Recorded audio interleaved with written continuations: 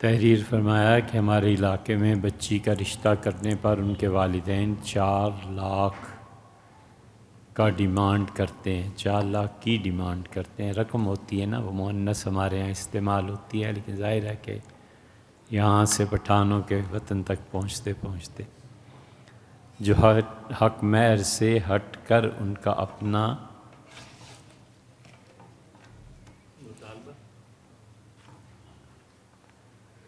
اپنا ڈیمانڈ ہوتا ہے۔ اردو میں ڈیمانڈ بھی، اور اچھا 4 لاکھ کا ڈیمانڈ کرتے ہیں جو حق مہر سے ہٹ کر ان کا اپنا ڈیمانڈ ہوتا ہے، اس کے بارے میں کیا حکم ہے؟ آپ نے جو لفظ فرمائے نا کہ حق مہر سے زائد، حق مہر کے علاوہ، یہ جائز نہیں ہے، یہ حرام ہے۔ یا تو یہ بچی کا سودا ہے، اس صورت میں وہ اپنی بچی کو بیچتے ہیں، یہ بھی حرام ہے۔ اور یا پھر یہ اس رشتے کے کرنے پہ سہولت کا فراہم کرنا ہے، تو یہ رشوت ہے، یہ بھی حرام، یہ جائز نہیں ہے۔ حق مہر بچی لے اور وہ اپنے حق مہر کو کچھ بھی کر دے، ٹھیک ہے، یا اس کا ولی حق مہر لے، اور ولی حق مہر لے کے یعنی اس کے باپ ہے، اس کے جو بھی لوگ رشتہ دینے والے ہیں وہ لوگ پیسہ وصول کریں، اور اس کے بعد وہ بچی کو اس کا حصہ دیں، باقی شادی پہ یا کسی چیز پہ خرچ کریں، اور بچی اس تقسیم پر راضی ہو خوشی سے۔ یہ صورتیں ہیں جواز کی، ورنہ کوئی صورت نہیں ہے کہ کسی آزاد کو غلام بنایا جائے یا کسی آزاد کو پیسے کی ڈیمانڈ میں اس طرح بیچ دیا جائے، یہ جائز ہی نہیں ہے۔ لیکن اس کے باوجود اگر نکاح ہوگا تو نکاح ایک الگ چیز ہے، وہ ہو جائے گی۔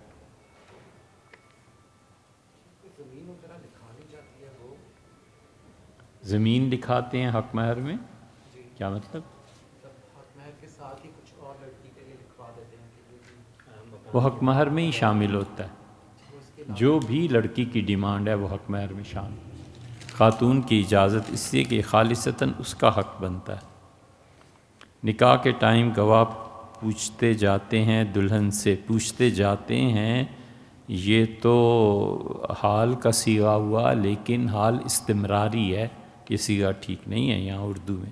نکاح کے ٹائم گواہ پوچھتے ہیں دلہن سے، ان کے ساتھ مذاق کیا جاتا ہے، پان پھینکا جاتا ہے، کیمیکل والی چیئرز، اسلام اس کے بارے میں کیا حکم ہے؟ نہیں بھیا، ہم نے تو کبھی نہیں دیکھا گواہ جب جاتے ہیں پوچھنے کے لیے، ہم نے تو عمر بھر نہیں دیکھا کہ وہ غیر سنجیدہ، کوئی ایسے نہیں کرتا، سنجیدہ ہی ہوا کرتے ہیں۔ معلوم نہیں کسی گھرانے اور علاقے میں اگر چیز ہو تو بری بات ہے، نہیں ہونا چاہیے، مگر ہم نے دیکھا نہیں کبھی۔ مذاق جو ہوتا ہے نا، یہ 2 نقطوں والی قاف سے ہوتا ہے، یہ مذاق الگ ہے، شکر ہے کہ انکے نہیں لکھ دیا، ٹھیک ہے۔ تو یہ پانی پھینکنا، مذاق کرنا، اسی طرح میوزیکل چیئر وغیرہ، یہ سب چیزیں غیر سنجیدہ چیزیں ہیں، غلط باتیں۔ وعلیکم السلام۔ اچھا، قومی بجٹ میں ملازموں اور تنخواہ اور الاؤنس وغیرہ ان کی برانچ میں آتی ہے، کوئی لائٹ نہیں ہے؟ کچھ عرصہ پہلے میرے اکاؤنٹ میں کچھ سود بھی تنخواہ پر آ گیا تھا۔ ایک بہن جو معذور ہیں اور چل نہیں سکتی اور شادی شدہ ہیں، سود کی ٹوٹل رقم میں سے کچھ ان کو بھی دیا جا سکتا ہے، کسی اور کو؟ قومی بچت بینک والے نہیں لیتے، لہٰذا کسی غیرت مند کو میں اس سود کی رقم آتے استعمال نہیں کرنا چاہتا۔ آپ نے استعمال وغیرہ ان کے لکھا ہے، میں اس سود کی رقم استعمال نہیں کرنا چاہتا، آپ کو کرنی بھی نہیں چاہیے، ساری رقم بہن پہ خرچ کر دینی چاہیے۔ 2 چیزیں سمجھنی چاہیے، ایک تو جب بھی ایسا کوئی مال آ جائے تو اس کے سب سے زیادہ مستحق اپنے خاندان کے بالکل غریب لوگ ہوتے ہیں، جو جتنا غریب کا مطلب حاجت مند کہہ لیں، جو جتنا ضرورت مند ہوتا ہے سب سے زیادہ اس کا حق بنتا ہے۔ آپ کے ہمشیر ہیں اور معذور بھی ہیں، اور یہ وہ جو آپ نے لکھی ہیں، اس سے سارے کا سارا مال انہی پہ خرچ کر دینا چاہیے۔ یہ عالمگیری میں ہے، جہاں تقسیم کی مباحث ہے نا کہ پیسہ کیسے تقسیم کیا جاتا ہے، وہاں یہ وضاحت کے ساتھ لکھا ہے۔ دوسری چیز یہ ہے کہ بعض حالات ایسے ہوتے ہیں جن میں قومی ادارے اس سے زیادہ اپنا خاندان مستحق ہوتا ہے، ان کے متعلق حضور صلی اللہ علیہ وسلم نے فرمایا ان کا تو کوئی صدقہ چاہے وہ فرض کریں چاہے وہ نفل کریں اللہ قبول نہیں کرے گا۔ مثلاً گھر میں اسی مسئلے کو لے لیتے ہیں، ہمشیرہ ہیں اور وہ معذور ہیں، اب وہ کہتا ہے کہ میں مسجد میں جا کے 1000 روپیہ دے دوں، اس کے لیے جائز ہی نہیں ہے۔ وہ اپنی ہمشیر کو دے 1000 روپیہ تک کہ اپنے اخراجات ٹھیک طریقے سے پورے کرے۔ بچے معذور ہیں کسی معاملے میں، تو بچوں کے لیے ان پیسوں کو جمع کرنا تاکہ میرے بچے کل کو کوئی زندگی میں باعزت طریقے پہ معاش اختیار کر سکیں، اس آدمی کے لیے جائز ہی نہیں ہے کہ یہ پیسے مسجد میں آ کے لگائے۔ وجہ اس یہ ہے کہ جہاں انسانی اور الہی حقوق کی تقسیم کی گئی ہے وہ 4 تقسیمیں ہیں۔ ایک اللہ کا حق ہے، اور اللہ کے حق کی 2 قسمیں ہیں۔ ایک قسم میں خدا کا حق خود بخود قائم ہوتا ہے، اور دوسری قسم میں دعویٰ کرے تو خدا کا حق ہے وگرنہ کچھ نہیں ہے۔ اور انسانی حقوق بھی 2 ہی طرح کے ہیں، ایک وہ جو خود سے ادا کرنے ہوتے ہیں، اور ایک وہ جو مدعی کے دعوے پر ادا کیے جاتے ہیں۔ یہ 4 قسمیں فقہا نے حقوق اللہ اور حقوق العباد کی لکھی ہیں۔ تو آدمی کو یہ علم ہونا چاہیے کہ میں اللہ کی راہ میں خرچ کرتے ہوئے کس کیٹیگری میں فال کرتا ہوں، تو اس پہ وہ خرچ کرے۔ اس لیے کہ مسجد کو تو اللہ تعالیٰ کے فضل و کرم سے بہت مسلمان پیسے دینے والے ہیں، لیکن وہ جو اپنے رشتہ دار ہیں آپ کے، اس کو کون پالے گا، اس کو کون پیسے دے گا؟ نتیجہ یہ کہ وہ پھر ہاتھ پھیلانا پڑتا ہے، غیرت گوارا نہیں کرتی، بہت سی شکیں اس کی نکل ہیں۔ تو آپ اپنے گھر پہ سب سے زیادہ توجہ دیجیے۔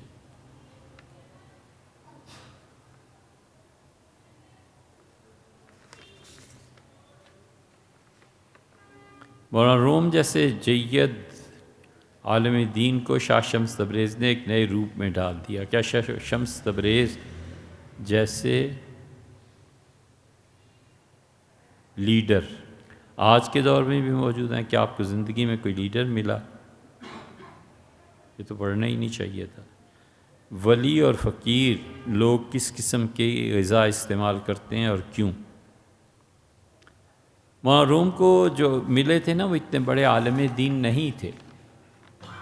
شاہ شمس تبریز کے علم کو مولانا روم کے علم سے کیا نسبت ہے؟ بھئی جس چیز کا نام علم ہے، مولانا روم بہت بڑے عالم دین مفتی، وہ اس مثنوی جیسی عظیم چیز کو لکھتے ہوئے بھی انہوں نے کہہ رکھا تھا کہ مدرسے میں کوئی آدمی فتویٰ لینے آئے تو چاہے میں سو ہی رہا ہوں مجھے اٹھاؤ اور میں اس کو فتویٰ لکھ کے دوں۔ اس لیے کہ سرکار سے تنخواہ بھی تو پاتے تھے نا، اور سرکار نے اس لیے رکھا تھا کہ بہت بڑے مفتی اور عالم دین تھے۔ شمس تبریز رحمۃ اللہ کا یہ حال نہیں تھا، ان کا جو باطن کا مقام تھا وہ الگ تھا، تزکیے کی راہ میں جو انہوں نے کوششیں کی تھیں وہ الگ تھیں۔ ہوتا یہ ہے کہ عام طور پہ یہ سفر جب شروع ہوتا ہے تو علم سے ہی شروع ہوتا ہے۔ اللہ تعالیٰ تکوینی امور میں کسی پہ فضل فرمائیں وہ ایک الگ بات ہے، تکوینیات خدا کی ایک الگ چیز ہے، اور تشریعات یہ الگ چیز ہیں۔ تشریع اور تکوین دونوں کو ہمیشہ الگ رکھنا چاہیے، مکس اپ نہیں کرنا چاہیے۔ اس کی وجہ سے بہت مغالطے لگتے ہیں اور بہت غلط فہمیاں پیدا ہوتی ہیں۔ اس لیے جو عالم تشریعات پر نظر رکھتے ہیں کبھی کبھی عالم تکوینیات کے چنے ہوئے لوگوں پر بھی اعتراض اور تنقید کرتے ہیں، اور وہ پھر اس تنقید کی وجہ سے بے ادبی کا شکار ہوتے ہیں، اور بے ادبی سے اللہ کو ان پہ غصہ بھی آتا ہے۔ عالم دین ہے، ہوتا کون ہے؟ وہ جس نے باقاعدہ طور پر کتابوں کو پڑھا ہو اور پھر کسی کی صحبت میں رہ کے اپنے باطن کی پاکیزگی بھی کروائی، وہ عالم دین ہوتا ہے کہ اسے کتابیں بھی پڑھیں، سب کچھ پڑھا، اور پڑھنے کے بعد بھی اسے احساس ہوا کہ جو فلاں عالم دین کا نام زیادہ ہو گیا نا، میں جلنے لگا ہوں، میں کیوں حسد کرتا ہوں؟ یہ مسجد مجھے ملنی چاہیے تھی، فلانے کو کیوں دے دی؟ اس کے عیب اب لوگوں میں لکھ لکھ کے تقسیم کرو۔ اصل طلب ہے، اصل طلب ہے، اور اصل امتحان ہے۔ جب بھی کوئی شخص مشائخ میں سے کسی سے بیعت ہوتا ہے تو دو چیزیں اس کو ہمیشہ ہر ایک صوفی کو زندگی میں پیش آتی ہیں۔ ایک چیز صوفی کو جو پیش آتی ہے وہ طلب ہے، طلب نہیں رہتی۔ جذبات میں آ کے بیعت کر لی، جذبات میں آ کے ظاہری وجاہت سے متاثر ہو کے ہاتھ میں ہاتھ دے بیٹھا، یہ طلب نہ ہو تو کبھی بھی ایسی حرکت نہیں کرنی چاہیے۔ اسی لیے ہمارے مشائخ جن لوگوں میں ذرا بھی بے رغبتی دیکھتے تھے، اس کو قبول کرنا یا اس کی بیعت لینا تو درکنار، وہ تو اس حد تک محتاط تھے کہ جن میں طلب ہوتی تھی ان کو بھی انتظار کی فہرست میں ڈال دیتے تھے۔ وجہ اس کی یہ ہے کہ وہ جانتے تھے کہ اگر میں نے بیعت کر لی تو پھر اس کے کیا فرائض ہیں جو مجھے پورے کرنے۔ وہ کہتا ہے یار میں اپنے نفس کے حقوق جو مجھ پہ فرض ہیں وہی نہیں پورے کر سکتا، تو میں ادھر کیا کروں گا؟ میں نہیں کرتا بیعت۔ بڑی مشکل ہے۔ کون بیعت کرتا تھا؟ سب ایک دوسرے پہ پھینکتے چلے جاتے کہ ادھر چلے جاؤ، ادھر چلے جاؤ، ادھر چلے جاؤ، فلاں سے بیعت، فلاں۔ حضرت تھانوی نور اللہ مکرم نے تقریباً 10 مشائخ کے نام لکھ دیے تھے ایک پرچی پہ، اور بیعت کے لیے جو لوگ کہتے تھے پیش کر دیتے تھے، فرماتے تھے یہ اوپر نیچے جو ہیں یہ ترتیب نہیں ہے کوئی، ویسے میں نے جو ذہن میں ہے لکھ دی ہیں، کسی سے بیعت ہو جاؤ مجھ سے نہ ہو۔ مولانا عبد الماجد دریابادی کسی کو بیعت ہونا تھا، ایک مشکل پیش آ گئی، حضرت مدنی نور اللہ مرکزو کے یہاں گئے، پھر حضرت نے فرمایا نہیں ان کا حضرت میں اس طرح فرمایا چلو، اور خود لے کے تھانہ بھون چلے گئے۔ حضرت تھانوی رحمۃ اللہ علیہ کہ حضرت میں سفارشی بن کے آیا ہوں، سے بیعت کیجیے۔ یہ ایسے تھوڑا ہی تھا کہ آج کل کے جو پیر بنے بیٹھے ہیں اور جو آج کل نماز کے بعد لوگوں کو گھیر کے بیعت کرنا اور یہ سب چیزیں، یہ کوئی تصوف تھوڑا ہی ہے۔ تو اس لیے دو چیزیں ہر صوفی کو پیش آتی ہیں، ایک طلب، اس میں کمی۔ جب کمی ہوتی ہے تو اللہ کا ایک نظام ہے، بچہ جب رونا چھوڑ دیتا ہے تو ماں کا دودھ بھی خشک ہو جاتا ہے۔ اور دوسرے امتحان، صوفی اور امتحان نہ پیش آئے۔ صوفی ہوتا ہے اور شیخ کے بارے میں امتحان ضرور ہوتا ہے، کہیں نہ کہیں پہنچ کے اس مرید اور صوفی کی سوئی اٹک جاتی ہے کہ شیخ میں یہ کیوں ہے، یہ ان کی بات کیوں ہے۔ جو اس امتحان سے گزر گیا بس کامیاب۔ حضرت نظام الدین اولیاء رحمۃ اللہ نے لکھا ہے کہ میں پاک پتن جب گیا تو حضرت سے بیعت تھا، تو حضرت فرید الدین مسعود شکر گنج رحمۃ اللہ نے بیعت بھی فرمایا، ذکر بھی تلقین فرمایا، پھر مجھ سے کہا کہ عوارف المعارف مجھ سے پڑھنی ہوگی۔ تو میں عوارف المعارف پڑھنے کے لیے بیٹھتا تھا، حضرت رحمۃ اللہ علیہ پڑھاتے تھے، اور ایک عوارف المعارف کا نسخہ وہ تھا جو خانقاہ شریف میں تھا، تو ایک جگہ کلمی نسخہ تھا، اس کی عبارت پڑھنے میں کچھ دقت پیش آئی، تو میں نے حضرت سے عرض کیا کہ دلی میں میں نے ایک نسخہ دیکھا تھا بہت صاف تھا۔ تو حضرت فرید الدین مسعود شکر گنج رحمۃ اللہ نے فرمایا کہ جہاں صاف نسخے ملتے ہوں نا وہاں چلے جانا چاہیے۔ کتاب بند کر دی اور چلے گئے۔ یہ تھا امتحان۔ فرماتے تھے میں حیران رہ گیا کہ ہوا کیا ہے، اور میرے لیے وہ دن اور رات عذاب بن گئے۔ میں جنگل میں بھاگ گیا اور ایک کنویں پہ پہنچ کے میں نے چاہا کہ خودکشی کر لوں۔ پھر مجھے خیال آیا کہ اگر میں نے خودکشی کر لی تو لوگ کیا کہیں گے کہ شیخ کی خانقاہ میں ایسے نالائق لوگ آتے ہیں، حضرت کی بدنامی ہوگی۔ تو جب نماز کے لیے تشریف آوری ہوتی تھی تو بھی نہیں ملتے تھے، دیکھتے بھی نہیں تھے۔ میں نے ایک دن پھر پاؤں پکڑ لیے، میں نے کہا حضرت یہ نہ میرے ساتھ کریں، میں اس چیز کو غلطی ہو گئی مجھ سے۔ اب یہ جو مواقع آتے ہیں نا ایسے، 100 باتیں ہو سکتی تھیں، کہ اس میں بات ہی کیا تھی، میں نے تو دلی کے نسخے کا ذکر کیا تھا۔ شیخ کا موڈ ایسے ہی رہتا ہے، ان پہ بس غصہ ہی طاری رہتا ہے، یہ دیکھو یہ بھی بھلا کوئی بات تھی، مجھے 1000 باتیں بن سکتی تھی، شیطان کی آنت کی طرح لمبی بات ہو جاتی، لیکن وہ امتحان جو تھا نا اس کو بھانپ گئے، اور اللہ کی مرضی یہ تھی کہ وہ کہیں ان کے شیخ کہ میں دلی میں ایسا درخت لگا رہا ہوں کہ اللہ کی مخلوق صدیوں اس سے فائدہ اٹھائے گی۔ حضرت فرید الدین مسعود رحمۃ اللہ جب شکرگنج پاک پتن میں تشریف لائے تھے تو کسی نے کہا حضرت یہ جگہ کیوں منتخب کی؟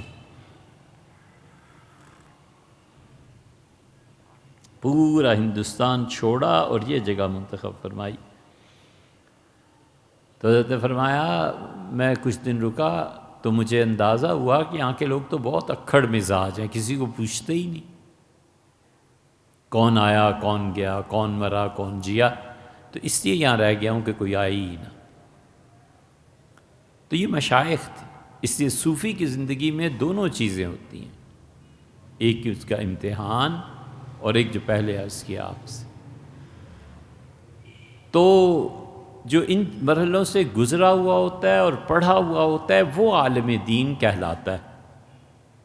تو شمس تبریز کہاں اور رومی کہاں؟ روم ان دونوں مرحلوں سے گزرے ہوتے، ان کے شیخ بھی اسی مرحلے سے گزرے تھے، لیکن جو آپ نے فرمایا نا کہ نئے روپ میں ڈھال دیا تھا، یہ بالکل صحیح ہے۔ تصوف میں صحیح چیز یہی ہے کہ پہلے علم کا غلبہ ہوتا ہے اور علم کے بعد زندگی کے آخری حصے میں ذکر کا غلبہ ہو جاتا ہے، پھر مراقبات کا غلبہ، پھر وہ اس لائن پہ چل پڑتا ہے جہاں پہنچ کے مشاہدہ ہو جاتا ہے اور مطالعہ رہ جاتا ہے، اور پھر مطالعے اور مشاہدے کے اثرات سے جو جہان حیرت سامنے آتا ہے نا، وہ جہان حیرت وہ پھر موت کے بعد تک بھی جاری رہتا ہے، وہ تو جنت میں بھی جا کے حیرت کا جہان جاری رہے گا۔ وہ جو اسرار و رموز سلطنت الہیہ کھلتے ہیں تو وہ تو پھر ایسی زندگی ہے کہ روح ہی روح ہے، وہ تو ایسی زندگی ہے جس کا تصور ہی محال ہے۔ اس لیے شمس تبریز جیسے لوگ جو ہیں نا رحمہ اللہ، یہ تصوف کے جو داعی ہوتے ہیں، قائد ہوتے ہیں، ان میں یہ چیزیں ہوتی ہیں، اور وہ تصوف میں جہان ہی بدل جاتا ہے۔ پہلے کا آدمی کچھ اور ہوتا ہے، بعد کا آدمی کچھ اور ہوتا ہے، ذکر اور مراقبات، اور پھر اس میں عالم جبر سے جو چیزیں اس پر ہوتی ہیں نا، وہ مشکلات اور مصائب تکالیف، وہ دھو کے رکھ دیتے ہیں۔ وہ فتنہ کا فتونہ قرآن میں نہیں آیا؟ اللہ نے فرمایا وَأَلْقَيْتُ عَلَيْكَ مَحَبَّةً مِّنِّي، موسیٰ ہم نے تمہارے چہرے پہ اپنی محبت کا پرتو ڈال دیا تھا، لوگوں کے دل تمہاری طرف متوجہ کر دیے۔ ایک جگہ فرمایا فَتَنَّاكَ فُتُونًا، اور ہم نے تمہیں اس آزمائش سے گزارا جس آزمائش سے کوئی گزرے، اللہ کا نظام ہے۔ اس سے پھر جب دھل کے تزکیہ نفس میں نکلتا ہے نا، تو پھر اس کا مقام ہی کچھ اور ہوتا ہے۔ ہمارے مشائخ تھے ایسے بھیا، ہم کیوں ان کی زندگی کے بعد ان کے متعلق کوئی اور بات کہیں؟ بلا شبہ وہ ایسے ہی تھے الحمدللہ، اللہ کا شکر ہے، اللہ نے جو بھی ان کے ساتھ تعلق نصیب فرمایا، لیکن وہ بہت بڑے لوگ تھے۔ ان کا ایک ایک جملہ ایسا ہوتا تھا کہ اب سوچتے تھے ایک لفظ اس میں تبدیل کر دیا جائے تو بات کہاں سے کہاں پہنچ۔ بہت کم بولتے تھے، لیکن جو بات کہتے تھے ایسی کہ آدمی کے لیے وہ پوری کتاب لکھ سکتا تھا، اور آدمی پہروں ڈوبا رہتا تھا کہ بات کیا کہی۔ ولی اور فقیر لوگ کس قسم کی غذا استعمال کرتے ہیں اور کیوں؟ حلال کی غذا استعمال کرتے ہیں۔ اللہ نے فرمایا کہ ہم نے کہا یا ایھا الرسل، اے میرے رسولو، کلوا من الطیبات واعملوا صالحا، ہمیشہ پاکیزہ چیزیں کھاؤ اور نیک عمل کرو۔ یہی تھا صوفیہ کا طریقہ، ہمیشہ پاکیزہ خوراک اور صحیح عمل، اور صحیح چیز کو ترجیح دینا۔ نقشبندی، چشتی، سہروردی، قادری، کلندری، نمایاں سلاسل ہیں، اس بات کا تعین کس طرح کیا جائے کہ کون سے سلسلے کا انتخاب کرنا چاہیے؟ یہ تعین کرنے والے خود ہی کر دیتے ہیں۔ ضرورت کیا ہے اس مصیبت میں پڑھنے کی؟ جنہوں نے عطا کرنا ہوتا ہے وہ خود ہی کر دیتے ہیں، جنہوں نے انتخاب کرنا ہوتا ہے وہ خود ہی کر لیتے ہیں۔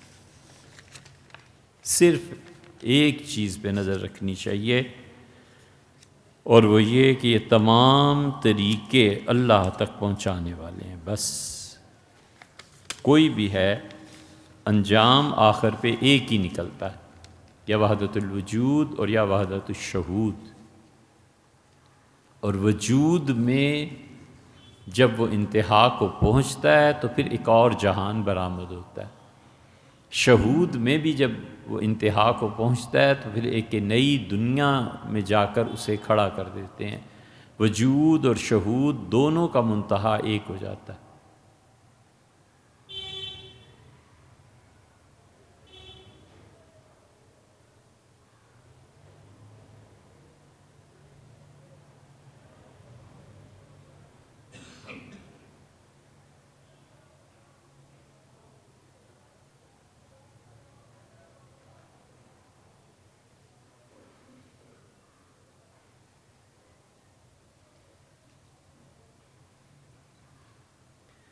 فاروق احمد صاحب، آپ نے غالباً پہلے بھی یہ سوال تحریر فرمایا تھا بھیا، ہم نے تو کوئی ایسی بات غالباً نہیں کی جس سے آپ کو ڈسکریج کریں، بہت اچھی بات ہے۔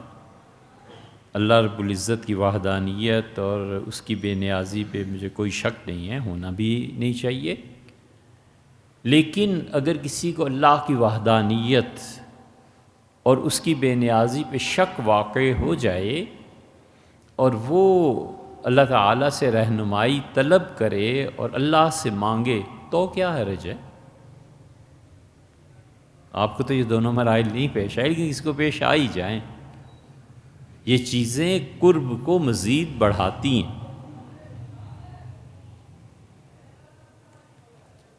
یہ چیزیں تسکین ہوتی ہیں، یہ چیزیں اضطراب کو تسکین کی منزل سے روشناس کراتی ہیں، کیا حرج ہے؟ اس لیے نہیں گھبرانا چاہیے، بالکل ٹھیک ہے۔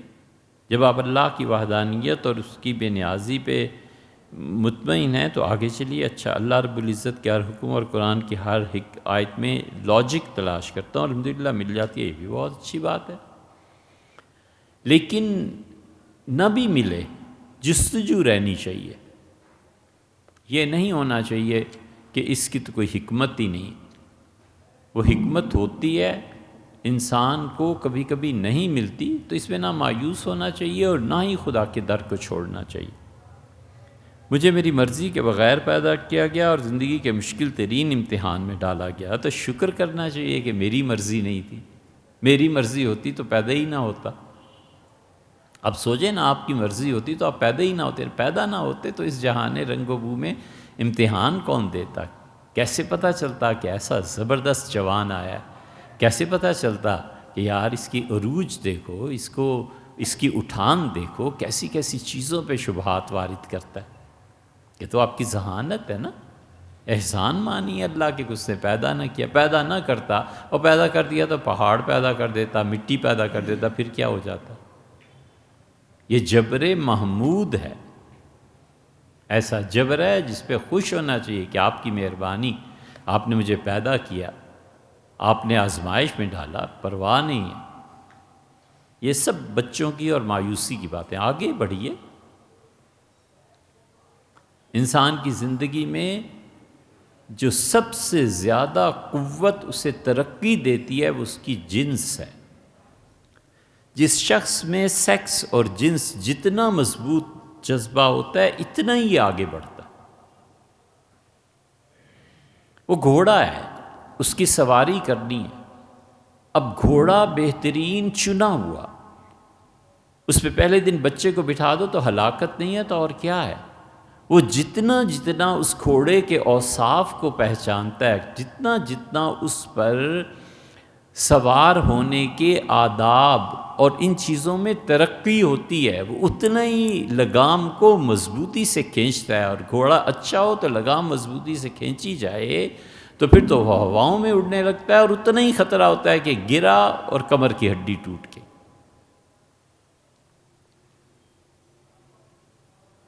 اس لیے زندگی میں آگے بڑھنا چاہیے، کبھی تمنا نہ کرے کہ اللہ آزمائے، لیکن آزما کے تو دیکھے، اسے بھی پتہ چلے۔ تابعین میں ایک بزرگ تھے، کسی نے کہا آپ اتنی عبادت کرتے ہیں، کہنے لگے صحابہ کرام رضی اللہ عنہ کو پتہ چلے کہ اپنے بعد بھی کچھ مرد چھوڑ گئے تھے، کہ قیامت میں فخر کرتے پھریں کہ ہم حضور صلی اللہ علیہ وسلم کے ساتھ تھے اور یہ کیا اور یہ کیا.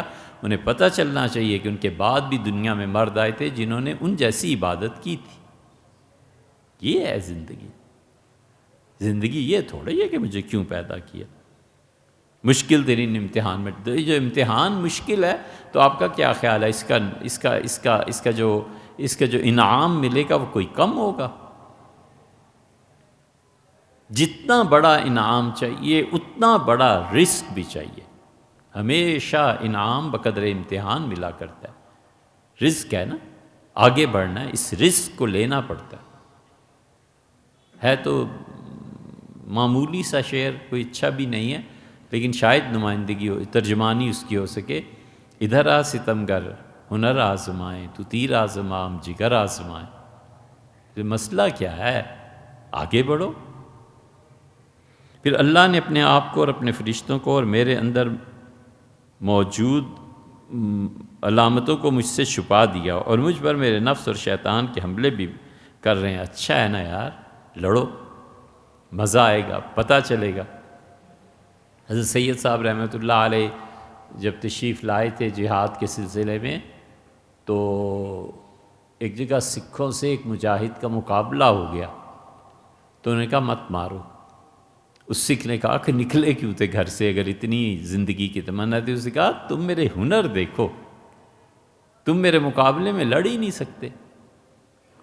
انہوں نے پھر جو تلوار ہوا میں چلانا شروع کی تو سکھ حیران تھے. پھر انہوں نے تیر اندازی شروع کیا. مجھے دیکھو تو صحیح نا، میں کس بے جگری سے لڑتا ہوں. یہ ہے مرد، یہ ہے انسان.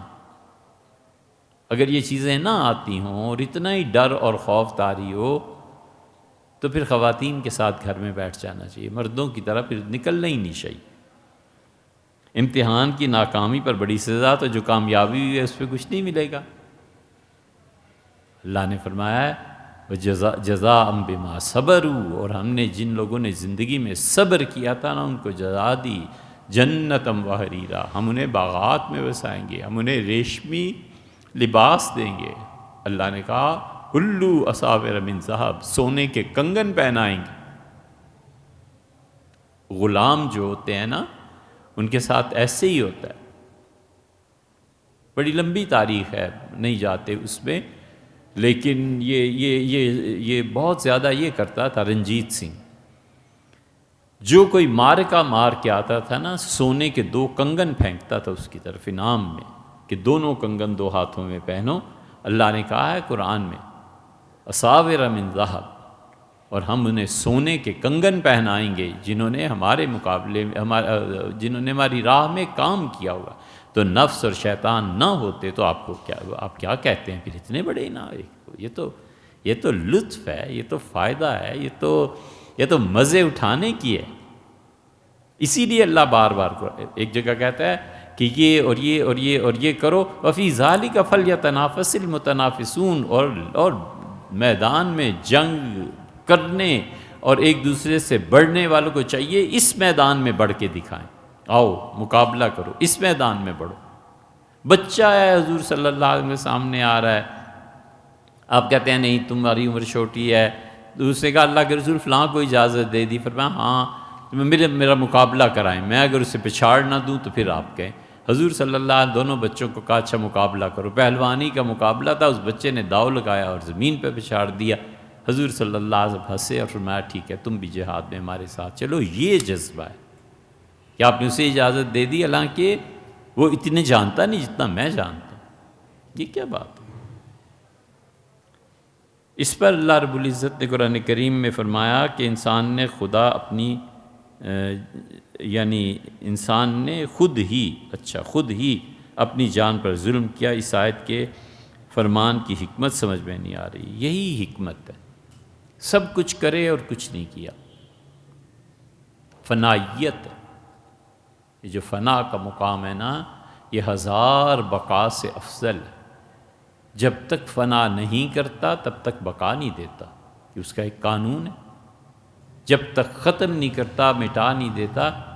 دیکھو جس زندگی کے شعبے میں خدا نے کسی کو انعام سے نوازنا ہوتا ہے نا، زندگی کے اسی شعبے میں پہلے اتنا ذلیل اور رسوا کرتا ہے کہ مٹی میں ملا دیتا ہے. جب اچھی طرح وہ ذلیل رسوا اور مٹی میں مل جاتا ہے پھر اسے نئی زندگی دیتا ہے، نئی اٹھان دیتا ہے. ڈاکٹر کو نہیں دیکھا، اور مثالیں تو کیا دیں، بہت بہت فلسفیانہ چیزیں ہیں. ڈاکٹر کو نہیں دیکھا، یہ ڈاکٹر بنتا ہے. آرمی کے افسر کو نہیں دیکھا، یہ کیا ہوتا ہے، مٹی میں مل جاتے ہیں پڑھ پڑھ کے. وکیل کو دیکھ لی، کہیں بھی دیکھ لے، بیچارہ جنازے اور شادی تک سے رہ جاتا ہے. کبھی تمنا پیدا ہوتی ہے کہ یار اس فیلڈ کو چننا ہی نہیں تھا، دفع کرو، اور پھر لگ جاتا ہے. جب ٹھیک مٹی میں مل جاتا ہے اسے کہتے ہیں آپ نئی زندگی لے، آپ تجھے ایک نیا جہان دیتے ہیں. ماں بچے کو جنم دیتی ہے نا تو کہتی ہے 100,000 بار میری توبہ جو آئندہ اس مرحلے سے گزروں. تو خدا کے فرشتے، خدا کا نظام اسے کہتا ہے کہ نہیں، اس بچے کے ذریعے تمہاری بقا، یہ بچہ جو ہے تمہارے لیے عزت اور خدمت کا باعث بنائیں گے، تم دیکھو گے اسے کس عروج تک لے جائیں گے. یہی ہوتا ہے. آپ کو یہ کہنے کی ضرورت ہی نہیں تھی کہ آپ مانتے ہیں کہ اللہ بے نیاز ہے. یقیناً آپ مانتے ہیں اللہ حکیم ہے، یقیناً آپ مانتے ہیں آپ مسلمان ہیں، اللہ کی صفات طیبہ کا اقرار کرنے والے ہیں. اس کی کیا ضرورت؟